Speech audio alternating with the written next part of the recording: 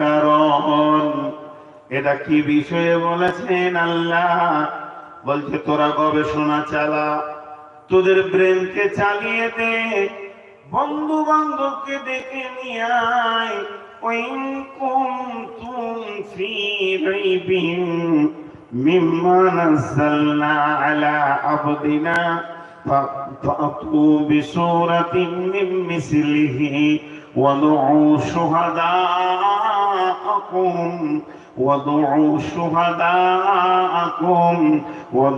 شهداءكم إن كنتم صادقين। তুই তো একা, দূরের কথা তোর যত বন্ধু আছে সবগুলোকে ডেকে জমা কর। আমার কোরআনের উপরে আমি চ্যালেঞ্জ দিয়েছি, তোরা সমস্ত মাথার চ্যালেঞ্জ দিয়ে একবার দেখিয়ে দে। শুধু তাই নয়, আল্লাহ বলছেন সুম্মার জিল বাসারা কাররাতাইনি ইয়ানকালিব ইলাইকাল বাশারু খাসিয়া ওয়া হিয়া হাসির।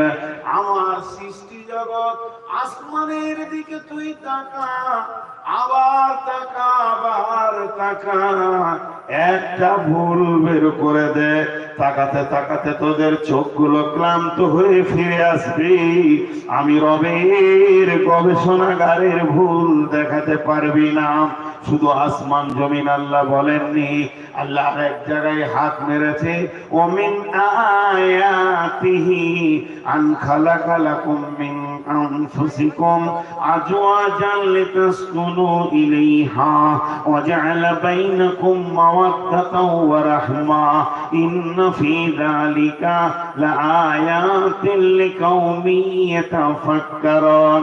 তুই যখন তোর বিবির কাছে যাস, তোর বিবি যখন তোর কাছে আসে, নারী পুরুষ উভয়ে যখন আনন্দের মাখামাখি তোমরা করো, একজন একজনকে আনন্দ দিতে থাকো, লিতাসকুনু ইলাইহা ওয়া জাআলা বাইনাকুম মাওয়াদ্দাতা, আর তোমাদের ভিতরে রয়েছে রাহমা, শান্তি, প্রেম, প্রীতি, ভালোবাসা, চয়ন সুতন। এইখানে যে তোমরা একে অপরে দুইজন দুইটি স্বাদকে গ্রহণ করো, বলো পৃথিবীর বিজ্ঞানী এরা কি স্বাদ পায়, আর সেই স্বাদের বহরটা কি, ওটা কত মজা। আর নারীর স্বাদটা কেন পুরুষের ভিতরে লুকানো, আর পুরুষের স্বাদটা কেন নারীর ভিতরে লুকানো, কোন জায়গায় লুকানো আছে? ইন্না ফি যালিকা লাআয়াতিন লিকাওমিন ইয়াতাফাক্কারুন। আমি এর ভিতরে গবেষকদের জন্য নিদর্শনকে ভরে রেখে দিয়েছি। হে গবেষক, তোমরা একবার তোমার রবের কারসাজির দিকে গবেষণা করে দেখো।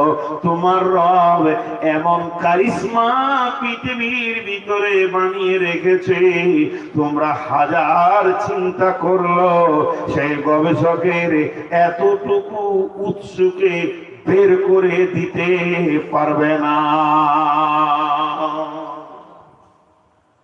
কি মজা লোকানো আছে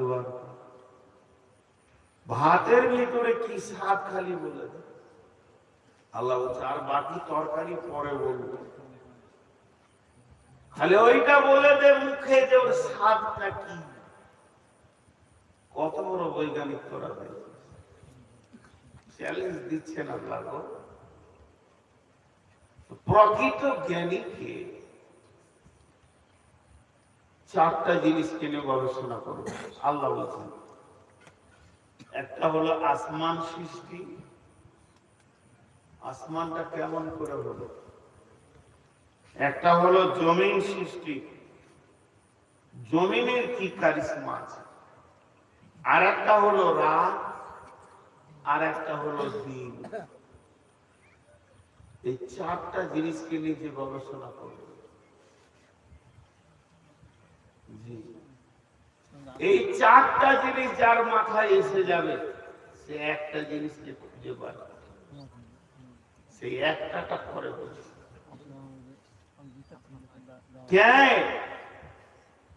হযরত ইব্রাহিম আলাইহিস সালাম যখন জন্ম নেয়, ওর জন্মের আগে নমরুদের পার্লামেন্ট সদস্যরা আইন রচনা করলো, ইযাববিহুনা আবনাআকুম ওয়া ইস্তাহিয়ুনা নিসাআকুম। যত সদস্য ছিল একমত। এরপরে পৃথিবীর বুকে যত মায়ের পেট থেকে বাচ্চা জন্ম নেবে, যদি মেয়ে হয় ওকে ছেড়ে দাও, যদি বেটা ছেলে হয় ওকে আতুর ঘরে গলা টিপে মেরে দাও। ইযাববিহুনা আবনাআকুম ওয়া ইস্তাহিয়ুনা নিসাআকুম। তোমরা তোমাদের বেটা ছেলেগুলোকে মেরে দাও আর মেয়েগুলোকে বাঁচিয়ে রেখে দাও। নমরুদের কাছে হাত চালানো কাহেন থাকতো, ফিরাউনের কাছে জাদুকর সাধু থাকতো, আর তার হাত চালিয়ে বলতো, হে ফেরাউন, আসছে তোকে থাবরে সোজা করার লোক। তার মানে মুসা আসবে, এমন একটি যুবক আসবে, এমন একটি ছেলে জন্ম নেবে, নমরুদের ফিরাউনের তোদেরকে থাবরে থাবরে সোজা করবে। এটা যখনই শুনে নিল তখনই আইন করলো, যত বেটা ছেলে হবে গলা টিপে মেরে দাও, তাদেরকে জবাই করে দাও। ফেরাউন আইন করলো, আতুর ঘরে তাদেরকে মেরে পুঁতে দাও। পৃথিবীর বুকে পুরুষকে আসতে দেওয়া হবে না। বসার জায়গা না ভাই, আপনি একাই দাঁড়িয়ে আছেন, ধৈর্য আছে বাবা, সাংঘাতিক ধৈর্য। আমি তোমাকে খালি দেখছি বারবার, মনে হচ্ছে এবার বসবে, বসবি না, এক টাকা তো বসাইলাম কোন কথা, মেরে দাও। বলছে ফেরাউনের সময় বলছে, মায়ের পেটে এখন আসেনি, আসবে। ফেরাউন বলছে এখন আসেনি তো, বলে না আসবে। বলছে নারী পুরুষকে একসঙ্গে থাকতে দেওয়া হবে না, আইন করে দিলেন। যত মেয়ে আছে রাতে এক জায়গায় থাকবে, পুরুষরা আরেক জায়গায় থাকবে। তাই ফেরাউনের চাল। দুইজন দুই জায়গায় থাকতে লাগলো। তো নারীদের ডিউটি করবে কে? তো মুসার মাকে দিয়েছে, তুই ডিউটি কর। আর পুরুষের ডিউটি করবে কে? তো মুসার বাপকে দিয়েছে। ভেজাল লাগলো কি লাগলো? রাত 1:30টায় সবাই ঘুমাইছে, তখন মায়ের পেটে চলে গেল মুসা। ফেরাউনের হাত চালানো বলছে, মুসা মায়ের পেটে চলে গেছে, বলছে এবার তাহলে গলা টিপে টিপে মারো। আইন কত তৈরি করছে ভাইয়েরা আমার। যেদিন ইব্রাহিম জন্ম নেয় আসরের ঘরে, আজার ছিল একজন বড় মূর্তি বানানেওয়ালা মানুষ। তার রুজি রুটির ব্যবস্থা ছিল, মূর্তি বানিয়ে বিক্রি করে তার ভিতরে তার রুজি। কিন্তু ইব্রাহিম জন্ম নিল, আর নমরুদের পার্লামেন্ট সদস্যর ভিতরে অন্যতম হচ্ছে ইব্রাহিমের বাপ আজার। ওই আইনটা যখন পাস হয়, আজার তার ভিতরে সমর্থনে 1 নম্বরে ছিল। কিন্তু যখনই আসরের ঘরে পুরুষ এসে গেল, তখন ওর দিলের ভিতরে আল্লাহ মহব্বতের সঞ্চার ঢেলে দিলে। তখন আজর করলো কি, নিজের ছেলে ইব্রাহিমকে কেমন করে মারবো, তার চাই একে লুকিয়ে রাখে আছি। ইব্রাহিমকে নিয়ে গিয়ে পাহাড়ের গুহাতে সুন্দর করে নিরাপত্তার জায়গাতে সে রাখার ব্যবস্থা করে নিল। ওই ইব্রাহিম বেশ বড় হয়ে গেছে, এবার তাকে আনতে হবে, ঘরে এলাকায় থাকবে, আর তাকে গলা টিপে মারা হবে না। আর আতুর ঘরের সন্তান সে নয়। আজার যেদিন ইব্রাহিমকে পাহাড় থেকে আনতে যায়, সেদিন বাপের আঙুল ধরে হাঁটছে শিশু ইব্রাহিম, আর সুন্দর করে টুকটুক করে কথা বলছে, ফুটফুট করে একটা একটি কথা বলছে। বলছে, আব্বা মাথার উপরে ওটা কি, এর নাম কি? বলে, এর নাম আসমান, এটা একটা আসমান। এটার সামনে কি? বলে, ওর নাম হলো সূর্য, শামস হলো সূর্য। আব্বা জান এটার নাম কি? বলে, এটার নাম জমিন। সামনে বইছে কি? বলে, নদী। ওটার নাম এত উঁচু, বলে এটার নাম হলো পাহাড়। একটা একটা মালের নাম জিজ্ঞেস করতে করতে ইব্রাহিম মেন সাবজেক্টে পৌঁছে গিয়ে বলছেন, আব্বা জান এই পাহাড় পর্বত জমিন আসমান বানালেন কে? এটারা বানানেওয়ালা কে? এর নিয়ন্ত্রক কে? যখনই বলেছে তো আজার ছেলেকে ধুমকে বলছে, ছোট মুখে বড় কথা বলো না বাবা, এগুলোর মালিক, এগুলো চালানেওয়ালা, এগুলো বানালেওয়ালা যিনি, তিনি আমাদের রব। চলো তোমাকে তার কাছে নিয়ে যাব। আজারের বক্তব্য হচ্ছে, এগুলোর মালিক হচ্ছে নমরুদ। ও আল্লাহ দাবি করেছে, তো চল দেখাবো, আল্লাহকে দেখাবো। ইব্রাহিম যেছে, আর মাঝে মাঝে আজার বলছে, বেশি কথা বলিস না আল্লাহর সামনে, অল্প বলবি, বেয়াদবি করিস। হ্যাঁ, জ্ঞান দিছে। আমি যখন ইউপিতে পড়ি, আর 2 বছর আছে ঠারে হয়েছে, কঠিন রোগ হয়েছিল, সবাই ভেবেছিল মারা যাবে। তো ছেলে পেলে রোগ হলে মা বাপ তখন অনেক দুর্বল হয়ে যায়। আমার মা মারা গেছে, আমাকে 5 বছরের একটা আব্বা বেঁচেছিল। আমার আব্বা কোনো আলিম না, চাষি মানুষ, আবার মহিষের ব্যবসা করতেন খুব। তো কোথা থেকে কে আব্বাকে বলেছে একটা ভালো পূজা আছে, ঝেড়ে দেবে তো ভালো হয়ে যাবে তোমার ছেলে। তো উজাকে ধরে নিয়ে চলে এসছে, আর আমি বিছানে শুয়ে আছি। আমার বলছে, ও আব্বা বলছে, ও বেশি বিয়াদবি করবি না, মেপে কথা বলবি। ও কোথা আনুমান উজা চলে এসছে, আর আমাকে হুঁশিয়ে দিয়েছে। আমার হাতে একটা গিলাস দিয়ে বলছে, কিছু দেখতে পেয়েছো? গিলাসে পানি দিয়েছে। আমি বললাম, না। আব্বা বল ঠিক করে, মানে বলতে হয় যে দেখতে পেয়েছি। আব্বার মত এখন পেয়েছি না, দেখি বলবো না, তো ঠিক করে দেখ। সাদা সিধা মানুষ। তো ইব্রাহিমের অবস্থা তাই। যখন নমরুদের কাছে ইব্রাহিমকে নিয়ে গেল, তো বলছে, বেটা তুই যে রাস্তায় জিজ্ঞেস করছিলি না যেগুলো কে বানিয়েছে, তুই যে গবেষণা করছিলি, ওই মালিক। নমরুদ থাকতে না পেরে নমরুদের সামনে যখন বলে দিল, ইব্রাহিম নমরুদকে দেখে তার বাপকে বলছে, আব্বা ইনি হলেন আসমান জমিনের মালিক, ইনি সব বানিয়েছেন। তবে আপনি আমার প্রশ্নের উত্তর দেন, ওকে বানালে কে? আবার বড় কথা বলে দিলি না? ওইটাই তো আমি সামালতে পারছি না। হ্যাঁ, খুব বলছি, একে বানালো কে? এর মাবুদ কে? ওকে নিয়ন্ত্রণ করে কে?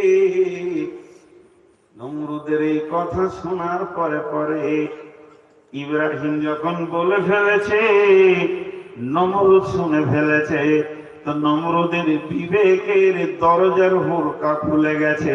না জানি এই ছেলেটাই মনে হয় যেন আমার অপারেশন করে ছেড়ে দেবে। এর কথাবার্তায় বোঝা যাচ্ছে হযরত ইব্রাহিম প্রতি মুহূর্তে আল্লাহকে পাওয়ার জন্য একটা বেচেনি গবেষণায় থাকতেন। এবারে নমরুদের যেটা কাজ, ছোট ছোট সে লাত মানাত উৎসাহ হবল এই দেব দেবী গুলো বানাতেন আর সেগুলো মার্কেটে বিক্রি করতেন। একদিন ইব্রাহিম নিজে বলছে, আমার বাপ আমাকে এক ডালি আল্লাহ দিয়েছে, দিয়ে বলছে মার্কেটে গ্রামে ফেরি করে করে বেচাই। আমি সেই ডালিটা নিয়ে যখন সরকার পাড়া ঢুকেছি আর চিল্লিয়ে চিল্লিয়ে বলছে তোমরা আল্লাহ নেবে গো আল্লাহ, আমার মন আমাকে বলছে এরা কেমন করে আল্লাহ হতে পারে যেগুলো মার্কেটেও বিক্রি হয়। আল্লাহর দাম কত। এবার জালসা করতে গেছি কাঁচা নবদ্বীপের দিকে, লক্ষ্মী পুজোর টাইম, সব ঠাকুর গুলো সাজানো এক এক দোকানে 20-50 ছোট বড়। খরিদ্দাররা এসেছে সব, এটার দাম কত, বড়টা 750 আর ছোটটা 150 টাকা। আল্লাহর সাইজ আছে,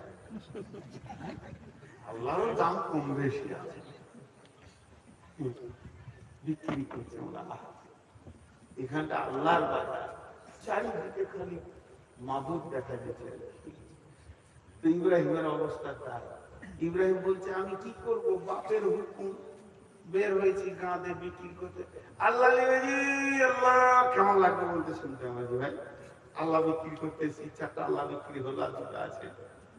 ইব্রাহিম বলছে আমাকে পেয়াস লেগেছে, আমি পানি পান করব। নদীর ধারে গেলাম, গবেষণা কাকে বলে দেখেন, দাড়িটাকে নামালাম, 2টি হাতে চুল্লু করে পানি নিয়ে আমি যখন খেতে শুরু করেছি আমার বিবেকের চেতনা খুলে গেছে। আমার বিবেক বলছে ইব্রাহিম তোকে যদি পিয়াস লাগে, এত বড় মানুষটা, তাহলে ছোট ছোট আল্লাহ গুলোকে কত পিয়াস লেগেছে, ওরা তো তোর মাথায় আছে। যত সূর্যের তাপ ওদেরকে লেগেছে, বিদায় তুই একা পানি খাস না, মাবুদ গুলোকেও পানি খাইয়ে দে। হযরত ইব্রাহিম বলছে 2 হাতে করে পানি নিয়ে এক একটা মাবুদকে দিছি তো গলে মাটি হয়ে গেছে। বাড়ি যখন এলাম তো এতটি মাটি, আব্বা বলছে মাটি কেন রে, আল্লাহ গুলো কি করে হলো রে, আমি পানি খেলাম, পানি খাইছে না, পুতুল পুজো। পুতুল যাদের জীবনের সব, তারা আর কে, এই গবেষণা শুরু করছে। অতএব আসমানের ওপরে গবেষণা করবে। والسماء رفعها ووضع الميزان ألا تطغوا في الميزان 7 سماوات طباقا ما ترى في خلق الرحمن من تفاوت فارجع البصر هل ترى من فطور ثم ارجع البصر كرتين ينقلب إليك البشر خاسئا وهو حسير।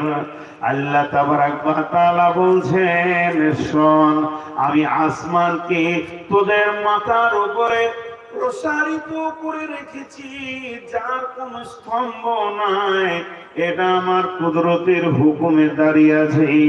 আল্লাহ সূরা তাবারাকাল্লাযীতে বলছেন 7খানা আসমান তোর মাথার উপরে, একবার তুই নজর ঘুরিয়ে ওটাকে দেখ কি অবস্থায় রয়েছে, আবার তোর নজর ঘোরা, বারবার ঘোরা।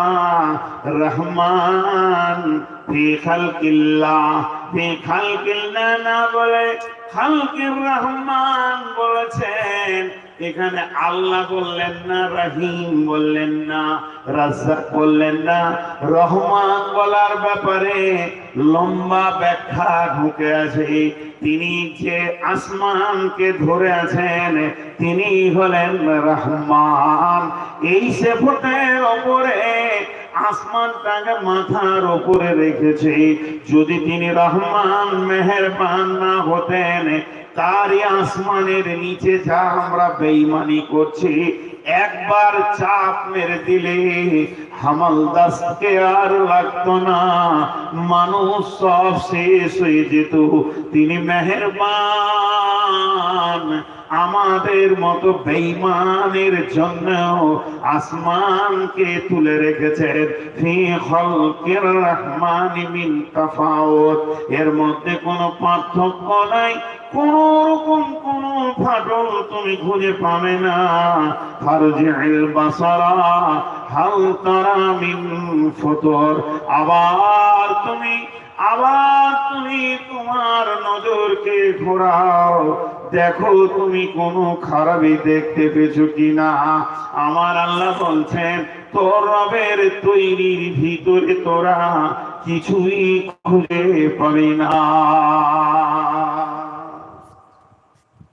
সৌরজগতে বিজ্ঞানীরা যা দেখেছে কিছুই দেখেনি। ওমা উতীতু মিনাল ইলমি ইল্লা কালিল, বিজ্ঞানীরা যে খবরগুলো দিচ্ছে না, কোরআনের থেকে বেশি খবর দিয়েছে। উঠছেন কেন? জালসা যে 5:30 পর্যন্ত হবে, ভালো। দুইজন জিবরাইল মুনকির নাকিরকে পাঠিয়েছিল আমাকে ডাকতে। মুনকির নাকির কবরের ফেরেশতাকে কি বলবে?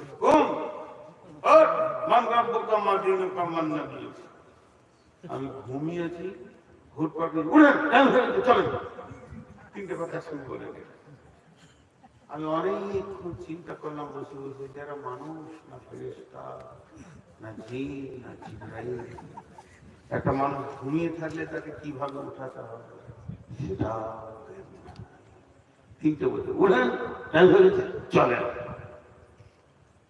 অথচ অন্তত একটা ঘুমানো মানুষকে 20 মিনিট আগে উঠানো দরকার। পায়খানা থাকতে পারে, পেশাব থাকতে পারে, মুখ বিরাজ করবে, আর হঠাৎ ঘুমের ঘুরে চিল্লানো ঠিক না।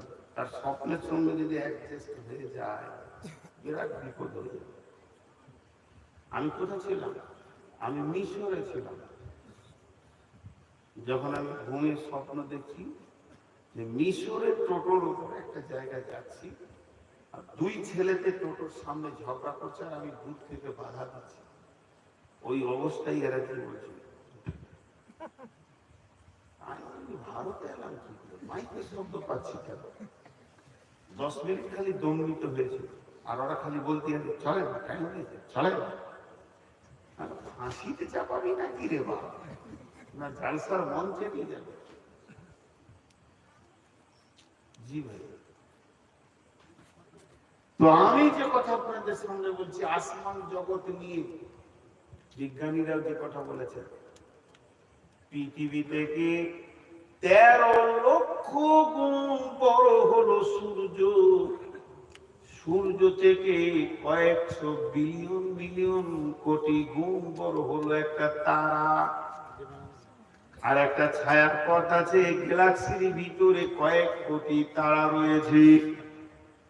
এর ভিতরে একটা গর্ত পাওয়া গেছে, যার নাম বিজ্ঞান এখন কিংবা আসরের জন্য তৈরি হচ্ছে। আর কিছুক্ষণ পর আপনি ফোন করবেন, জাপানের লোক ফজরের নামাজ পড়ছে, হয়তো তাদের সূর্য 2 ঘন্টা পরে উঠে যাবে কি 1.5 ঘন্টা পরে উঠে যাবে। এইভাবে সারা দিন যদি আপনি ফোন করেন, সূর্যকে দেখার যদি ইচ্ছা করেন, তাহলে আপনি লাইভে একবার এখন আমেরিকায় চলে যান, দেখেন শহর ঘাট সব যেন গাড়ি ঘোড়া দৌড়ছে। কলকাতা নিঝুম হয়ে গেছে, দিল্লি যেন নিস্তব্ধ রয়েছে, রাত হয়ে গেছে, মাত্র কয়েকটা গাড়ি ঘুরছে। আর আমেরিকা ইংল্যান্ড খুলে দেবেন, ভরপুর মার্কেটে হাট চলছে। তাহলে সূর্য তো 24 ঘন্টা থাকে। আর বিশ্ব নবী বলেছেন, সূর্য আল্লাহর আরশে গিয়ে সাজদা করে। আরশটা আছে কোথায়? এক আসমান, দুই আসমান, তিন আসমান, চার আসমান, পাঁচ আসমান, ছয় আসমান, সাত আসমান, সাত আসমান পার হয়ে গিয়ে সিদরাতুল মুনতাহা সেটাকে অতিক্রম করার পর লৌহ কালাম রয়েছে। বিশ্বনবী বলছেন এই দুনিয়া থেকে প্রথম আসমান 500 বছরের রাস্তা, আবার আসমানটা মোটা 500 বছরের রাস্তা, তারপরে মধ্যখানটা 500 বছরের, আবার আসমানটা মোটা 500 বছরের, এইভাবে 7খানা আসমান পার হয়ে 500 বছরের রাস্তাকে পাড়ি দিয়ে সিদরাতুল মুনতাহা, তারপরে সেটাকে পার করে আরশে মহল্লায় গিয়ে পৌঁছাতে হবে। অতএব দুনিয়ার সূর্য কেমন করে আরশে গেল আর পৃথিবীতে তার আলো কিবা করে থাকলো? আলো তো সব জায়গায় রয়েছে। দেখ এক দেশের লোক ফোনে বলে দেবে সূর্য দেখছি, অথচ 500 বছরের রাস্তা অতিক্রম করে কেমন করে সে আল্লাহর আরশের সামনে আল্লাহকে সাজদা করে, আবার দ্বিতীয় দিন উঠার পারমিট নেয়। বুঝে আসবে না? জি, বুঝে আসবে। আপনাদের এখানে স্টেশনটার নাম কি? সুবর্ণমির। লালগোলা এক্সপ্রেস দাঁড়ায় না, জিয়াগঞ্জে দাঁড়ায় না, সুবর্ণমির দাঁড়ায় না। লালগোলা এক্সপ্রেস লালগোলায় ছেড়েছি, জিয়াগঞ্জে ধরবে, সুবর্ণমির কি ধরবে না? তবে জেনে নেন লালগোলা এক্সপ্রেসের যিনি ড্রাইভার পাইলট সুবর্ণ মির্গির স্টেশন মাস্টারের সঙ্গে বিনা ইজাজতে সে লাইন ব্যবহার করতে পারে না। স্টেশন মাস্টার আছে কোথায়? দেওয়ালের ভিতরে, ঘরের ভিতরে, টেবিলের সামনে, লাইনে সে নাই। অথচ এমন ক্যাপাসিটি করা আছে, তাকে সবুজ সিগন্যাল যখন দিয়ে দেয় তখন ড্রাইভার বলে আমাকে পারমিশন দিয়ে দিয়েছে, এর জন্য গাড়ি নামাতে হয় না, গাড়ি থামাতে হয় না, আর আপনার এর স্টেশন মাস্টারের কাছে গিয়ে সই করতে হয় না। ওইভাবেই যত প্রেসিডেন্ট হচ্ছে, প্রতিটা প্ল্যাটফর্মে সে কটায় বের হলো, এন্ট্রি হয়ে গেছে, অথচ সেখানকার পারমিশন ছাড়া সে পার হতে পারে না। সূর্য ওয়াশ-শামসু ওয়াল কামারু বিহুসিমান, সূর্যের জন্য একটা রোড আল্লাহ ঠিক করে দিয়েছেন, তাকে পৃথিবীটাকে চক্কর দিতে 24 ঘন্টা লাগে। আর চাঁদের যে রাস্তাটা আছে, পৃথিবীকে চক্কর দিতে 1 মাস লেগে যায়। চাঁদের গতি সূর্যের গতি থেকে 30-29 গুণ কম বেশি থাকে। এর জন্য চাঁদকে 1 মাসে একবার পশ্চিম গগনে পাওয়া যায়, আর সূর্যকে প্রতিদিন 2 বার সময় পশ্চিম গগনে পাওয়া যায়। এই সূর্য যখন দ্রুত গতিতে পূর্বর দিকে আবার দরে ওঠার জন্য এমন একটা জায়গা আছে, ওই জায়গা থেকে আরশের মালিকের সিগন্যালটা সূর্য দেখে নেয়। আমাকে আমার মাবুদ দিয়ে দিয়েছে দ্বিতীয় দিনের পারমিশন। যদিও এই জায়গায় লাল সিগন্যাল যেদিন হয়ে যাবে, সূর্য আর পূর্ব দিকে উঠবে না। আল্লাহর নবী বলছেন ওয়াতুলাইস শামসু মিনাল মাগরিবিহা, সেই দিন সূর্য পশ্চিম দিকে উঠবে।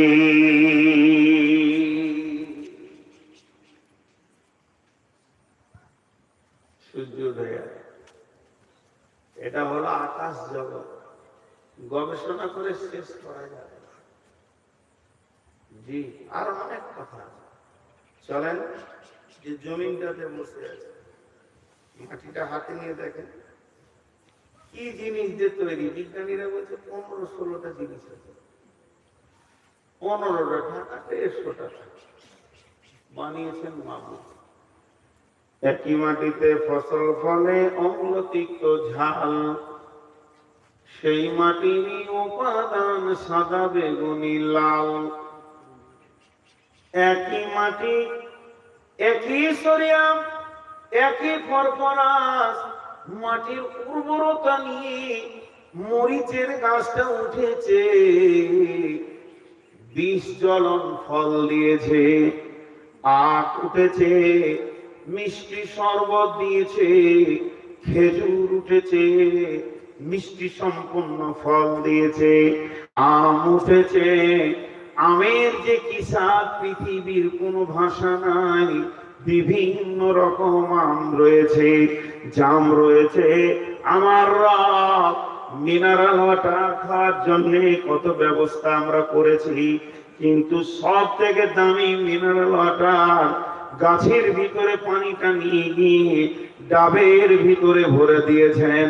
তিনি সেখানে বোতলে রেডি করেছেন, আর বোতলটা এত মোটা ক্যাপাসিটি করেছেন, মালটা যাতে করে দীর্ঘদিন নষ্ট না হয় তাকেও সব করে রেখে দিয়েছে, ভিতরকার মাল যেন ঠিক থাকে। এত সুন্দর আমার রব সমস্ত গুলিকে যিনি বানিয়েছেন এই একই মাটি থেকে। একই মাটিতে ফসল ফলে, অন্য তিক্ত ঝাল, সেই মাটির উপাদান সাদা বেগুনি লাল। শুধু এই পর্যন্ত নয়, শেখ সাদি বলছেন নিহাদ লাল ফিরোজ জাদার সুলবেসান গুলে লাল এদের সাথে ফিরোজ রাং। হে আমার রব, তোমার কি প্রশংসা করে শেষ করতে পারবো মাবুদ রে। গাছটা সবুজ, পাতা সবুজ, ডাল সবুজ, বৃত্তি সবুজ, কিন্তু ফুলটি হলো লাল, নীল, ব্লু, অনেক কালারের। হে শিল্পী, কার হাতের রঙের তুলি এই ফুলের গায়ে এসে পড়েছে, যে সবুজ বৃত্তিতে লাল ফুল মাথা নড়াচ্ছে। গোলাপটা বিভিন্ন ভাবে বানিয়েছো, হে শিল্পী এটা কে বানিয়েছে? এই মাটিতে, একই মাটির ভিতরে এতগুলি মাল রয়েছে। আখকে মাটিতে ভরে দেবেন, মাটি ফেরে আখ অঙ্কুর বের করে দেবে। আপনি আপনি পটলের লতকে মাটিতে ভরে দেবেন, গোটা মাটিকে ফাটিয়ে অঙ্কুর বের করে দেবে। আপনি ছোলা দেন, আপনি বুট দেন, মসুরি দেন, মাটিকে ফাটিয়ে সে অঙ্কুর বের করে দেবে। কিন্তু একটা লোহার রডকে ভরে দেন, এত মজবুত জিনিস, 1 বছর পর আর তার অস্তিত্ব থাকবে না। ভাইরা আমার, বাপকে পুঁতেছি, মাকে পুঁতেছি এই মাটিতে, কোলের সন্তানকে পুঁতে দিলাম, 2 বছর পর তাদের হাড় হাড্ডি পাচ্ছি না, কোন দিকে চলে গেল? হে মাটি, তোমাকে তোমার রব কেমন করে নিয়ন্ত্রণ করে? এগুলোকে তুমি হজম করে দাও, আর ফসলগুলিকে তুমি রিটার্ন করে চাষির ঘরে দাও। রব্বুল আলামিন বলছেন, মুমিন রে, ইমানদার চাষি তোরা, নস চাষি আমি। তোরা তো একটা দিস, আমি তার ভিতরে 10খানা দানা বের করে তোদের সামনে ফলে ফসলে জমিনকে ভরে দিই। শুধু তাই নয়, আল্লাহ আরো বলছেন, ওমিন আয়াতিহি আন খালাকা লাকুম মিন আনফুসিকুম আজওয়াজাল লিতাসকুনু ইলাইহা ওয়া জাআলা বাইনাকুম মাওয়াদ্দাতাও ওয়া রাহমা। আস্তাগফিরুল্লাহ। ওমিন আয়াতিহি, আল্লাহ রাব্বুল আলামিন সূরা ইয়াসিনের ভিতরে বলছেন, আমার নিদর্শনের মধ্যে এটাও একটা নিদর্শন যে জমিনকে আমি আরজুল মাইতাতু ওয়াহইনাহা ওয়া আখরাজনা মিনহা হাব্বান ফামিনহু ইয়াকুলুন।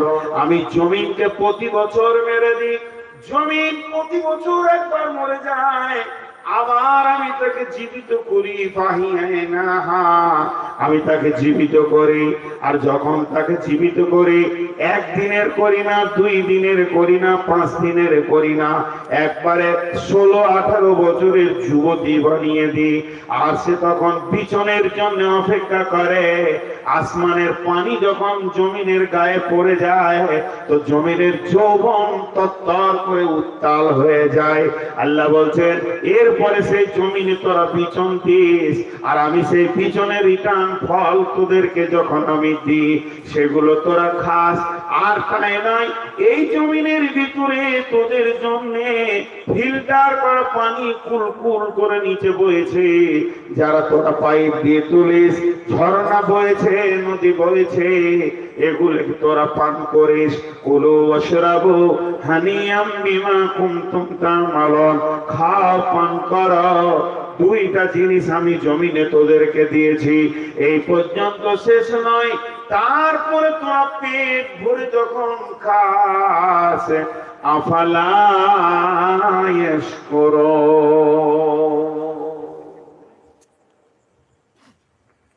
বহরমপুরে বাস স্ট্যান্ডে নামলেন, আরে গোড়া বাজারের রাস্তা যেখানে আছে, শ্বশুরের বেটারা দাঁড়িয়ে আছে, হোটেল আসে মোটামুটি শালা সম্বন্ধীরা ডাকছে,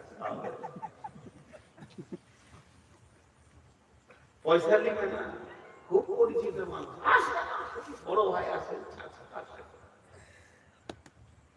টেবিলটা ঝেড়ে বসিয়ে দিয়ে খাইয়ে দিয়ে বেসিনে যখন হাত ধুবেন তখন পেছন থেকে বলবে 462 টাকা।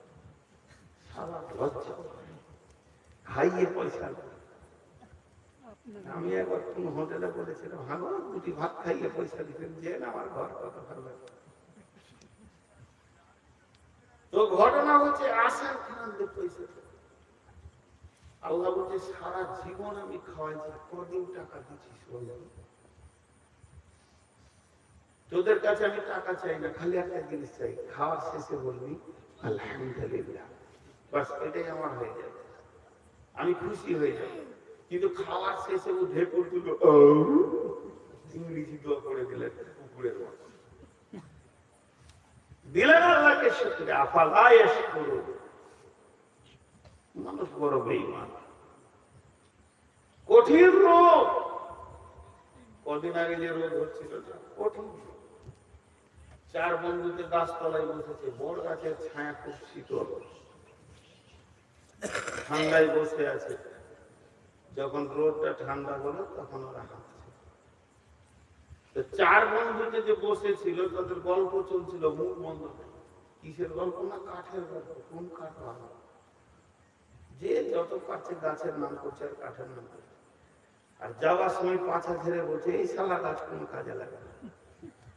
বড় গাছ বলছে বেঈমান, গোটা রোদটা থাকবে আর আমি কাজে লাগি না, কাজ করিয়ে নিবি আমাকে দিয়ে। মানুষ বড় বেঈমান। কোন বিজ্ঞানী বড় গাছের নিচে শুয়ে শুয়ে আল্লাহ ভুল খুঁজে পেয়েছে। কি ভুল জানে? পাশে একটা কদু গাছ আছে, বলে এত সরু মিহি গাছে এত বড় ফল দিয়েছো তুমি আল্লাহ, আর এই বিশাল গাছের নরম ছোট ফল, আবার নরম ভেলভেটের মতো, স্পঞ্জের মতো নরম, এইটা তোমার ঠিক হয়নি, মানে আল্লাহ ভুল পেয়ে গেল। জি বলছে যে এত হালকা মিহি গাছে বড় বড় ফল, এইরকম লম্বা ঝুলছে কদু, আর এই বিশাল গাছ।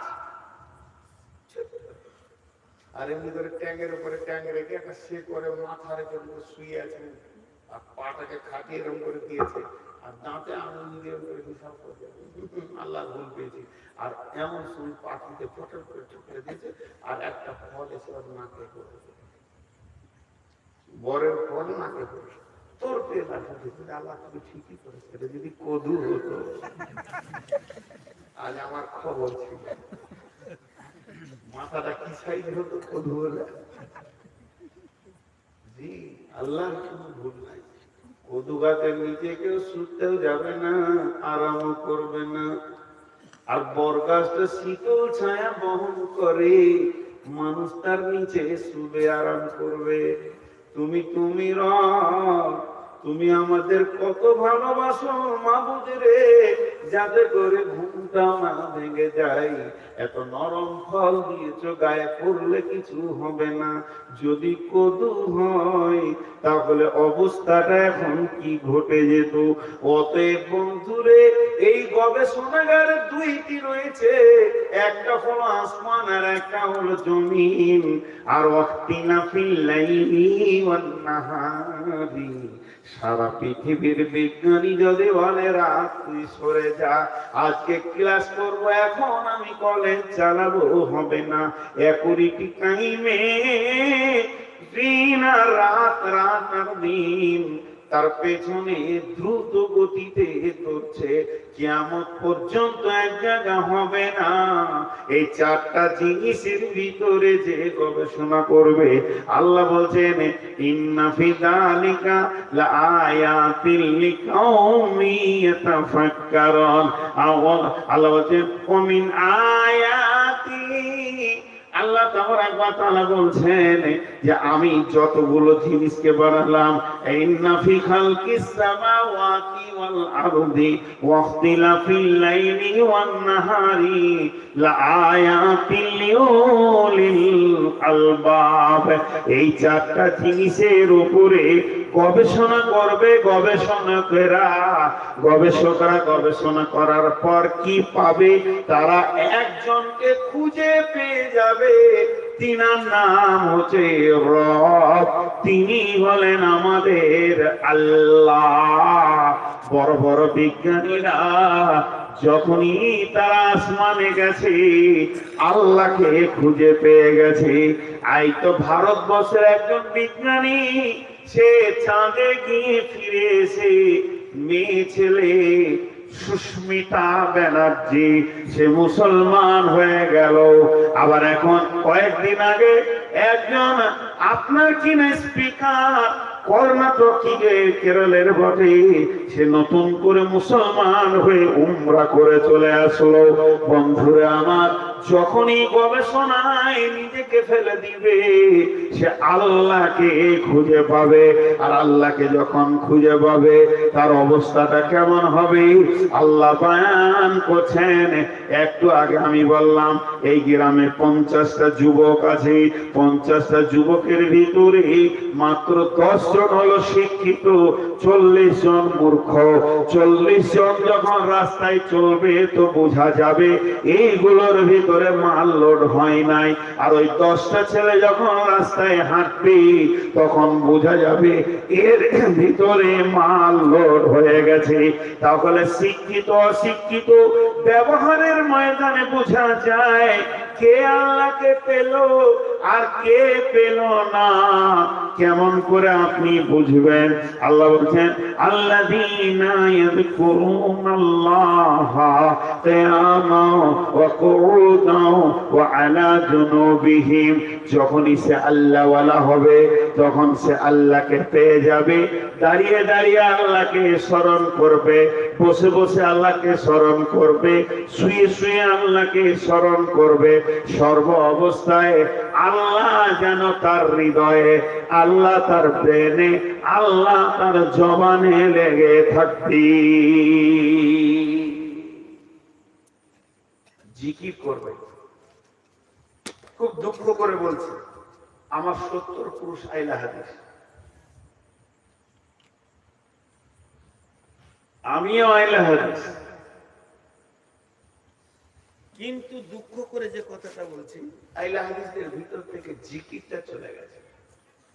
নাই, দোয়া যেদিন থেকে বেদাত করে দিয়েছে, তো নামাজের পরে যে মাসনুন গুরুত্বপূর্ণ দোয়াগুলো ছিল সেগুলো ছেটে শেষ করে দিয়েছে, সেগুলো ছেটে শেষ করে দিয়েছে। এরা ছাঁটতে ছাঁটতে একদম পায়জামাকে আন্ডার প্যানে লাগিয়ে দিয়েছে। আর বিরেলিরা বাড়াইতে বাড়াইতে বাড়াইতে বাড়াইতে ওরা আর হুঁশিয়ে রাখছে না যে কতটা বাড়বে। জিকির করার মতো টাইম নেই। আল্লাহ সালাম সালাম নেই। বসে বসে যে কেউ জিকির করছে পাওয়া যাবে না। খালি ডান দিকে সালাম ফিরে ইমাম সাহেব যখন বাঁ দিকে ফিরছে তখন 13 জন উঠে দিচ্ছে, মানে এবার ঘর যাবে। আর ইমাম সাহেব যখন ঘুরে বসে দেখছে তখন 3টে মুরব্বি খালি বসে বসে ফুটফুট করে মুখ লড়াইছে, বাকি কটা কেটে পড়বে। আর একে তো ফুল প্যান্ট পরছে। পরেন আমি না যাই বলছি না, হারাম বলছি না, ফতোয়া দিচ্ছি না, ফতোয়া দিই না। আর ফুল প্যান্ট পরে যখন ট্যাং ছিঁড়ে দাঁড়াইছে কিন্তু নামাজ পড়তে এমনি করে পাতাই লাগছে, ভয়ই লাগছে মনে হচ্ছে শ্মশান থেকে কঙ্কাল উঠে এলো নাকি।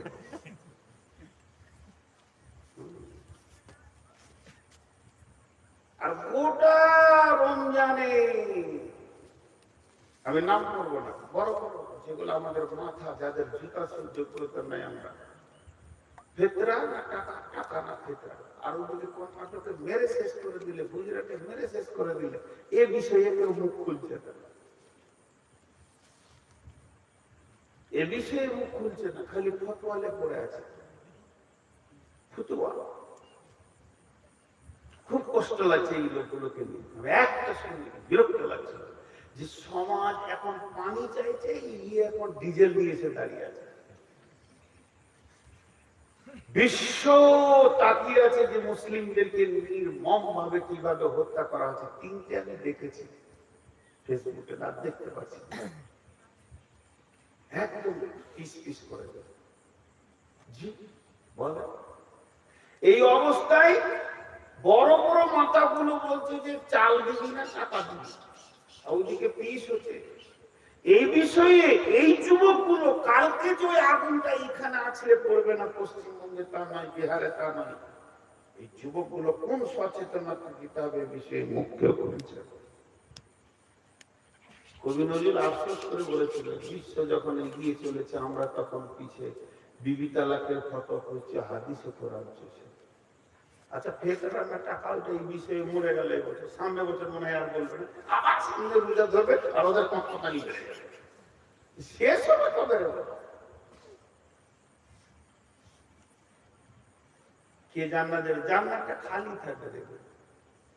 এরা বলছে তোরে জাহান্নামী, ওরা বলছে তোরে জাহান্নামী, এরা বলছে তোরে জাহান্নামী, জান্নাতটা কি দেবে? ওটা ফাঁকাই থাকবে।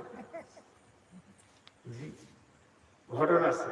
আল্লাহ তাবারক ওয়া তাআলা বলছেন, প্রকৃত জ্ঞানী যে হবে আমার জিকির তার দাঁড়িয়ে দাঁড়িয়ে করবে, বসে বসে করবে, শুয়ে শুয়ে করবে। এখন রাত্রে 2টা বাজতে চলেছে, এবছরের সেরা জলসা করছি আমি, রাত 2টো। এই গাঁগুলো থেকে আল্লাহ আমাকে মাফ করবে। আমি রোগা, আমি আমার আসার কথা নয় 3 দিন থেকে বলছি, আসেন আপনাদের ঠিক ব্যবস্থা করে ছেড়ে। তুই রোগা, তুই মরবি না তো শালা কোন শালা মরবে? রোগা তুই এলি তোর কুটকুটি মেরে ছাড়ে দিলে ছেড়ে সরকার বলা। গত 3 দিন আগে স্টেজ থেকে পড়ে যাচ্ছিলাম, সে ঘটনা শোনালাম, 2-3 এসে ধরলো, এরা রাগে উঠে গেল। সকলে একবার বলেন, জোরে বলবেন, আস্তে বলবেন না। আজকে আমি একটু আপনাদেরকে নিয়ে জিকির করে নি, সকলে মহব্বতের সঙ্গে বলেন, হৃদয় থেকে বলেন সুবহানাল্লাহ, আলহামদুলিল্লাহ, ওয়ালা ইলাহা, জোরে বলেন সুবহানাল্লাহ, আলহামদুলিল্লাহ, ওয়ালা ইলাহা ইল্লাল্লাহ। জোরে বলেন না সুবহানাল্লাহি বিহামদিহি সুবহানাল্লাহিল আযীম, সুবহানাল্লাহি বলতে বলছি আজকে জিকির করি, জংটা ছাড়ো, জংটা ছাড়ো, সবাই মহব্বতের সঙ্গে বলে সুবহানাল্লাহি বিহামদিহি আদাদা খালকিহি ওয়া রিদা নাফসিহি ওয়া জিনাতি আরশিহি ওয়া মিদাদা কালিমাতিহি। সুবহানাল্লাহি। কত জন ধরে আছে, চাকা কি করাইছে। খালি একবার যদি বলি দি তৃণমূল কংগ্রেস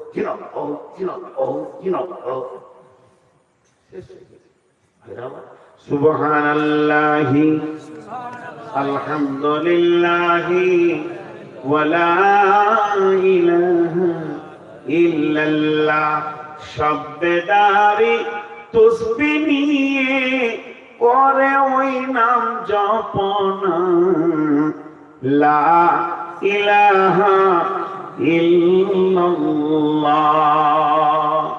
সকলে জোরে বলেন আস্তাগফিরুল্লাহ আস্তাগফিরুল্লাহ আস্তাগফিরুল্লাহাল্লাযী লা ইলাহা ইল্লাহু আল হাইয়ুল কাইয়্যুম। আল্লাহর কালাম পাক বলছে, যারা আমাকে ভালোবেসে নিবে, যাদের হৃদয়ে আমি জায়গা পেয়ে যাব, যারা আসমান জমিনকে দেখে নিবে, জীবরাত্রি পরিবর্তনের জ্ঞানের বিকাশ খুলে যাবে, তাদের জবান আমার পবিত্র নামে তরুতাজা হয়ে থাকবে।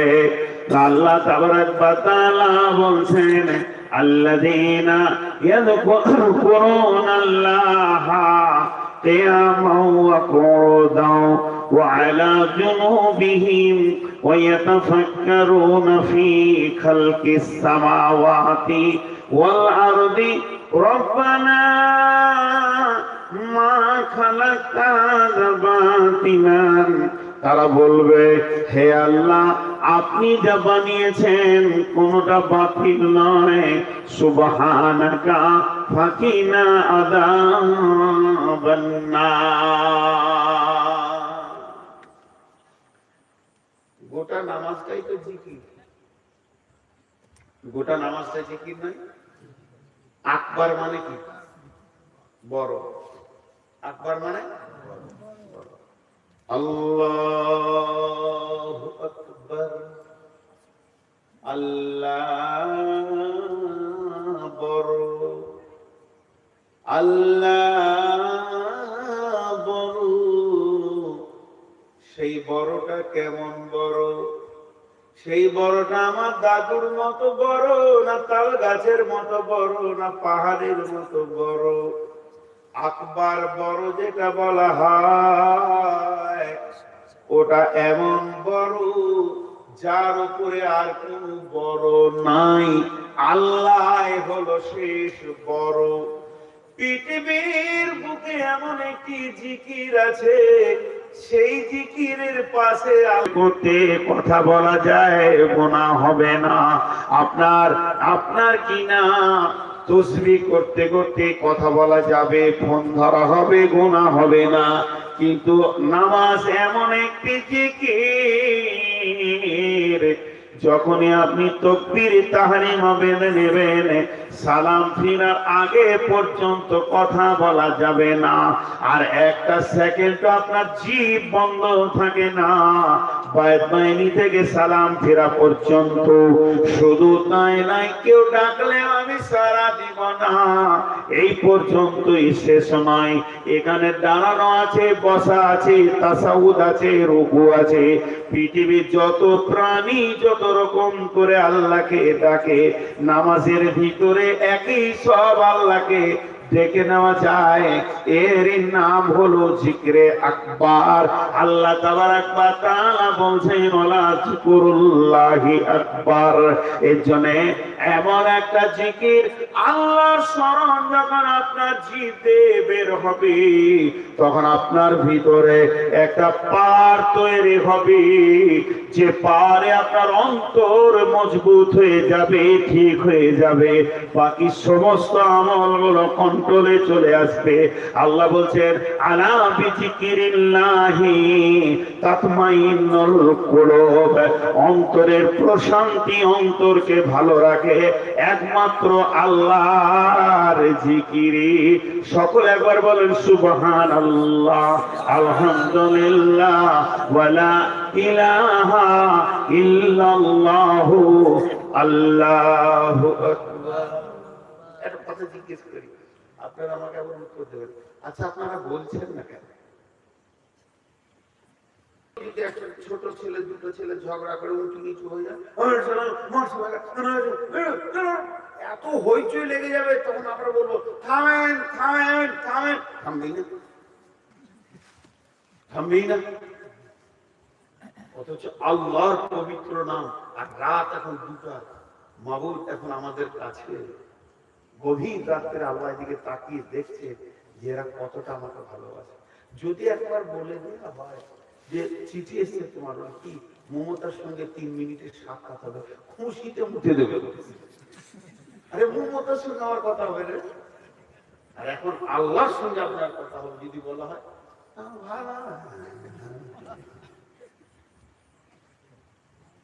ভালো। এটা যদি বাংলাদেশ হতো আমাকে বলতে হতো না যে বলেন। বাংলাদেশে একটা গজল ধরেছিলাম, গোটা মাঝুকা 70,000 লোক একসঙ্গে বলেছে আমি তোমার সঙ্গী হতে চাই দয়া রাসূল। সেদিন আমি পাগল হয়ে গেছিলাম। আর আমি বলছি বলেন, তা বলছি।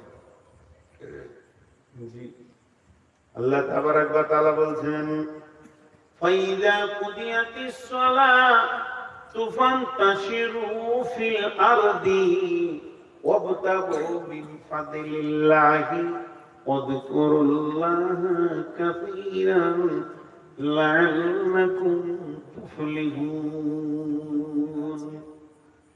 আয়াতটা আমার আল্লাহ বলেন ফাইযা কুদিয়াতিস সালাত, বড় জিকিরটা যখন তোমার কমপ্লিট হয়ে যাবে, তুফান তাসিরু ফিল আরদি, তুমি জমিনে বের হয়ে যাও, ওয়াবতাগু মিন ফাদলিল্লাহ, আল্লাহর ফয়েজকে, বরকতকে তুমি তালাশ করো।